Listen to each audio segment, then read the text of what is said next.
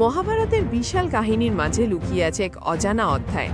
আপনি কি জানেন অর্জুনের সঙ্গে নাগকন্যা উলুপি সেই অনন্য প্রেম ও বিবাহের গল্প? পাণ্ডবদের মধ্যে একটি নিয়ম ছিল, যদি কোনো পাণ্ডব দ্রৌপদীর সঙ্গে একান্তে থাকে তাহলে অন্য ভাই সেখানে প্রবেশ করতে পারবে না।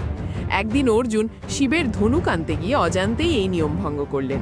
শাস্তি স্বরূপ তিনি স্বেচ্ছায় 12 বছরের বনবাস ও তপস্যা গ্রহণ করেন। তীর্থযাত্রার পথে একদিন অর্জুন গঙ্গায় স্নান করছিলেন। হঠাৎ নদীর গভীর থেকে উদিত হলো এক অদ্ভুত আলোকছটা। তারপর দেখা দিলেন এক অপরূপ রূপসী নাগকন্যা উলুপি, নাগরাজ কৌরব্যের কন্যা। উলুপে প্রথম দর্শনেই মুগ্ধ হলেন অর্জুনের বীরত্ব দেবতুল্য আভায়। তিনি অর্জুনকে বিবাহের প্রস্তাব দেন। অর্জুন বলেন, আমি তো ব্রহ্মচর্যের প্রতিজ্ঞায় আছি। উলুপি বলল, আপনার প্রতিজ্ঞা মানবী নারীর জন্য, আমি তো নাগকন্যা। অর্জুন তার আন্তরিকতা ও শ্রদ্ধা দেখে সম্মতি দেন।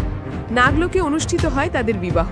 পরদিন চোখে জল নিয়ে বিদায়ের আগে উলুপি বললেন, যতদিন বাঁচব তোমার প্রতি ভালোবাসা অমলিন থাকবে। এই মিলন থেকেই জন্ম নিল তাদের পুত্র ইরাবান।